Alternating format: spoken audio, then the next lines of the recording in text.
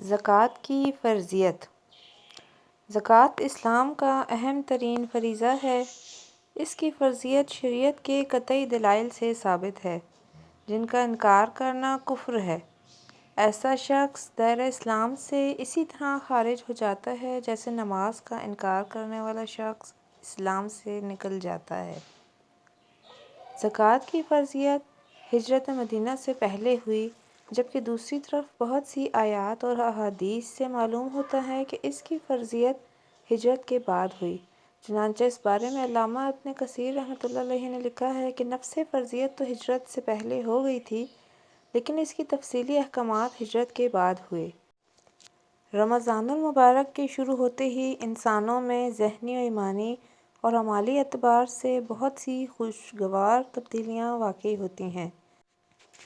نہ صرف یہ بلکہ ہمارے ارد گرد کے معاشرے میں امن و امان، باہمی ہمدردی، اخوت و بھائی چارگی کی ایک عجیب فضا قائم ہوتی ہے۔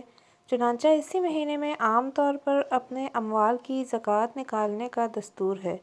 اگرچہ زکوٰۃ کی ادائیگی کا براہ راست رمضان المبارک سے کوئی تعلق نہیں ہے، بلکہ زکوٰۃ کے وجوب اور اس کی ادائیگی کا تعلق اس کے متعین نصاب کا مالک بننے سے ہے، لیکن چونکہ رواج ہی یہ بن چکا ہے کہ رمضان المبارک میں اس کی ادائیگی کی جاتی ہے، اس لیے اس موقع پر مناسب معلوم ہوا کہ اس ماہ میں جہاں رمضان روزہ اور اس سے متعلق ہر عبادت پر لکھا جاتا ہے اور خوب لکھا جاتا ہے، وہاں اسی مہینے میں زکوٰۃ پہ بھی لکھا جائے، تاکہ اس فریضے کے ادا کرنے والے پوری ذمہ داری سے اپنے فرض کو ادا کریں۔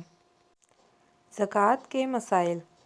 اگر کسی کی ملکیت میں 52.5 تولہ چاندی یا 7.5 تولہ سونا ہے، یا اس میں سے کسی ایک کی قیمت بھی برابر نوٹ موجود ہیں، تو اس پر زکوٰۃ فرض ہے۔ نقد روپیہ بھی سونے چاندی کے حکم میں شامل ہے، اور سامان تجارت اگر 52.5 تولہ چاندی کی قیمت کے برابر ہے تو اس پر بھی زکوٰۃ فرض ہے۔ کارخانے اور مل وغیرہ کے مشینوں پر زکوٰۃ فرض نہیں ہے، لیکن اس میں جو مال تیار ہوتا ہے اور اس پر زکوٰۃ فرض ہے۔ اسی طرح جو خام مال کارخانے میں سامان تیار کرنے کے لیے رکھا گیا ہے، اس پر بھی زکوٰۃ فرض ہے۔ سونے چاندی کی ہر چیز پر زکوٰۃ واجب ہے۔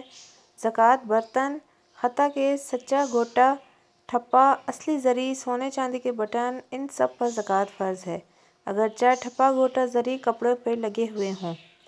کسی کے پاس کچھ روپیہ، کچھ سونا چاندی اور کچھ مال تجارت ہے، لیکن علیحدہ علیحدہ بقدر نصاب اس میں سے کوئی چیز بھی نہیں، تو سب کو ملا کر دیکھیں، اگر مجموعہ قیمت 52.5 تولہ چاندی کے برابر ہو جائے تو زکوٰۃ فرض ہوگی، اور اگر اس سے کم رہے تو زکوٰۃ فرض نہیں ہے۔ ملوں اور کمپنیوں کے شیئرز پر بھی زکوٰۃ فرض ہے، بشرطیکہ کہ شیئرز کی قیمت بقدر نصاب ہو، یا اس کے علاوہ دیگر مال مل کے شیئر ہولڈرز مالک نصاب بن جاتا ہو۔ البتہ کمپنیوں کے شیئرز کی قیمت میں چونکہ مشینری و مکان میں فرنیچر وغیرہ کی لاگت بھی شامل ہوتی ہے، جو در حقیقت زکوٰۃ سے مستثنیٰ ہے، اس لیے اگر کوئی شخص کمپنی سے دریافت کر کے جس قدر رقم اس کی مشینری اور مکان اور فرنیچر وغیرہ سے لگی ہوئی ہے، اس کو اپنے حصے کے مطابق شیئرز کی قیمت سے کم کر کے باقی زکوٰۃ ادا کر دے، تو یہ بھی جائز اور درست ہے۔ سال کے ختم پر جب زکوٰۃ دینے لگیں، اس وقت جو شیئرز کی قیمت ہوگی وہی لگے گی۔ صاحب نصاب اگر کسی سال کی زکوٰۃ پیشگی دے دے تو یہ بھی جائز ہے، البتہ اگر اس کے بعد پورا سال ہونے کے اندر مال بڑھ گیا ہو تو اس مال کی زکوٰۃ علیحدہ ادا کرنی ہوگی۔